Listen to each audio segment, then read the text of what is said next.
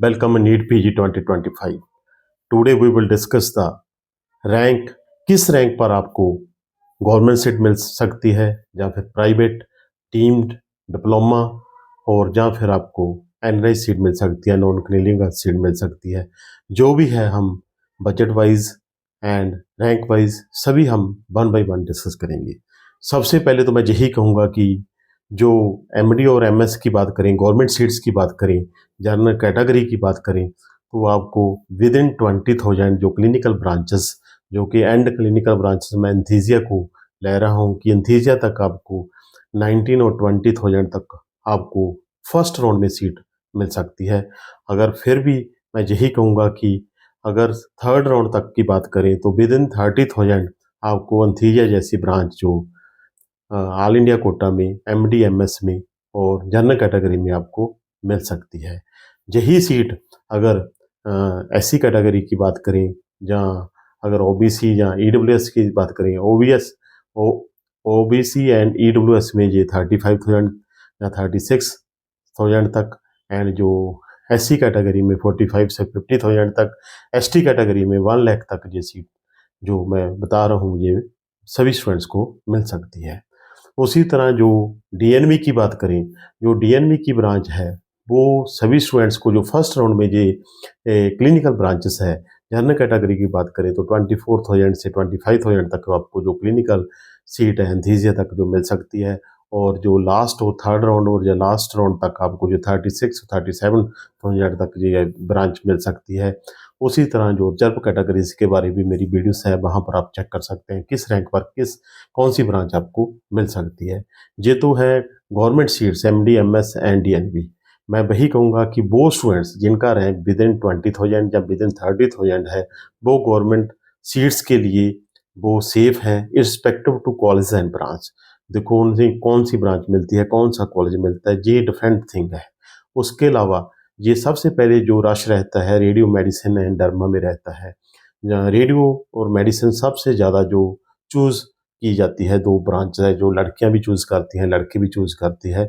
मैं यही कहूँगा कि अगर आप रेडियो ब्रांच चाहते हैं, गवर्नमेंट में चाहते हैं, तो फिर आपका जो रैंक है, जैसे मेरी की लास्ट वीडियो जो यस्टरडे आई मैं पोस्ट की है, उसमें भी मैंने डाला है कि अगर आप रेडियो और डर्मा चाहते हैं तो आपका जो रैंक है विद इन 5 और 5,500 के बीच होना चाहिए। रेडियो डर्मा फिर ही आपको मिल सकती है। मेडिसिन आपका 6,000 हो या फिर 6,500 के बीच होने चाहिए इर्रिस्पेक्टिव टू कॉलेज है।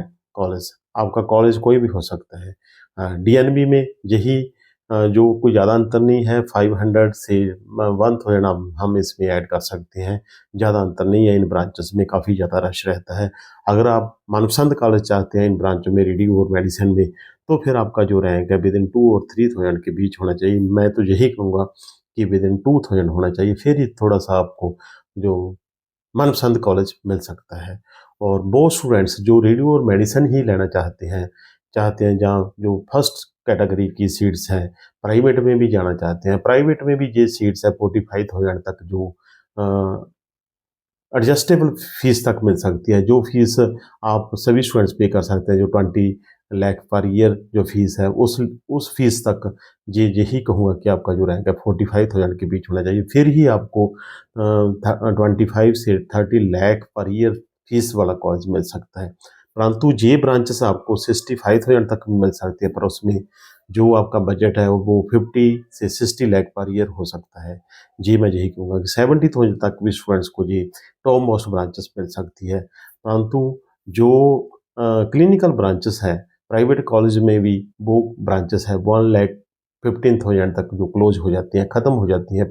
अगर यूपी की बात करें, बिहार की बात करें, मैक्सिमम जो लास्ट ब्रांच है 1,15,000 1,10,000 तक ये ब्रांचेस जो क्लोज हो जाती हैं, जो एंड कॉलेज क्लोज हो जाते हैं। उसके बाद जो चलता है, क्या चलता है कि राजस्थान के कॉलेज हैं जिनकी फ़ीस बहुत हाई है, जैसे गीतांजलि है, गीतांजलि है, वहाँ पर कई पैसिफिक है, वहाँ पर कॉलेज हैं, उनकी फ़ीस हायर साइड पर है, जैसे कि एनआरआई सीट्स होती हैं, वहाँ पर भी स्टूडेंट्स काफ़ी एडजस्ट होते हैं, जो इनके पास बजट की कोई इशू नहीं होता, वो वहाँ पर जो सीट है ले सकते हैं। उसी तरह उसके अलावा अगर हम बात करें एनआरआई कोटे की, एनआरआई कोटे में कोई रैंक की कोई प्रॉब्लम नहीं है, रिस्पेक्टिव टू रैंक आपको कोई भी कॉलेज मिल सकता है, परंतु फीस है जो 50 लाख पर ईयर से जो स्टार्ट होती है डीम्ड यूनिवर्सिटी की, परंतु जो स्टेट की फ़ीस है वो काफ़ी कम है। वहाँ पर फिर जो रैंक है वो भी प्रॉपर ही चाहिए। उसी तरह अगर डीम्ड की बात करें, डीम्ड में भी मैं यही कहूँगा कि ये जो कॉलेज है, सबसे जो उड़ीसा का कॉलेज है उसकी फ़ीस कम है, और स्टेट में अगर बात करें तो कर्नाटका में फ़ीस कम है। उसके अलावा परंतु कर्नाटका की जो कॉलेज है कम फीस वाले, उनकी जो मेरिट है वो डीएनबी या डीएनबी से अबव मामूली सी अबव जाती है, ज़्यादा नहीं जाती। उसी तरह जो हरियाणा में जो कॉलेज हैं, जो प्राइवेट में, वहाँ पर स्टाइपेंड भी अच्छा है, फीस भी सिर्फ 14 लाख पर ईयर है। वहाँ पर भी काफ़ी रश रहता है, वहाँ पर भी आपको 12 से 15,000 तक जो अच्छी ब्रांच है आपको मिल सकती है, क्योंकि फीस वहाँ पर काफ़ी ज़्यादा कम है। मैं सभी स्टूडेंट्स को यही कहूँगा कि आपका एक सिस्टम होना चाहिए कि आपने किस ब्रांच पर जाना है, आपका बजट क्या है।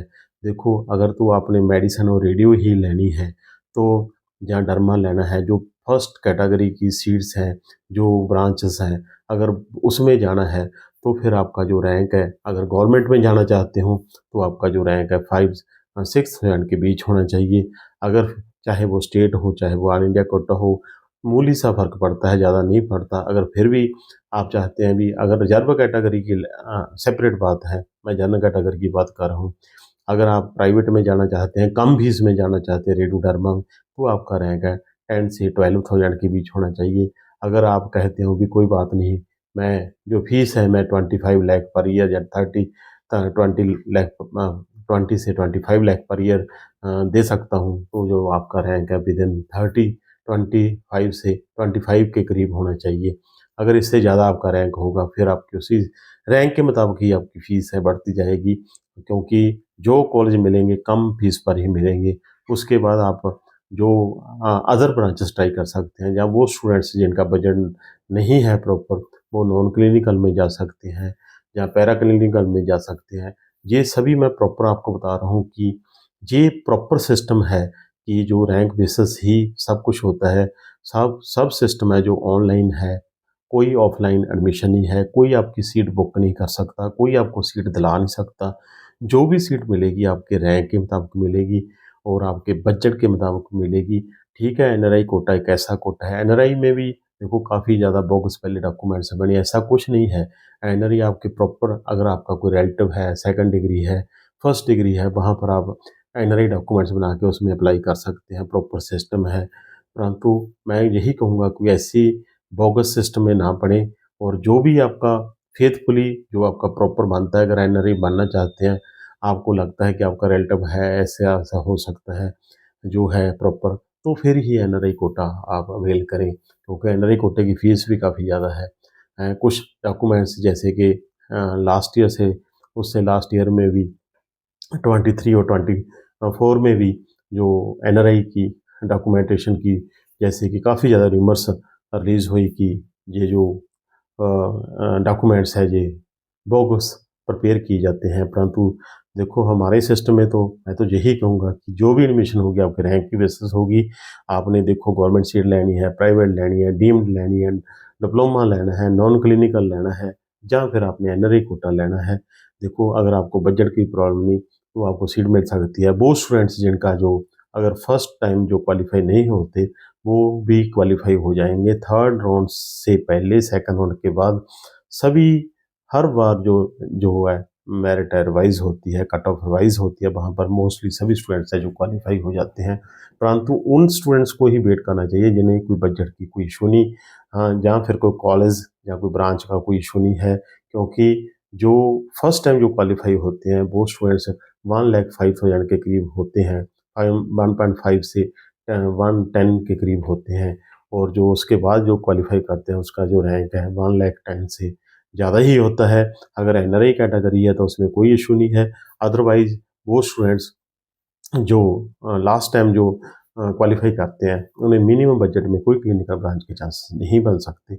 ये आप बात का ध्यान रखना। मेरी इसी वीडियो को शेयर करना, लाइक करना, सब्सक्राइब करना, और मेरा टेलीग्राम चैनल है उसे ज्वाइन करना। वहाँ पर आप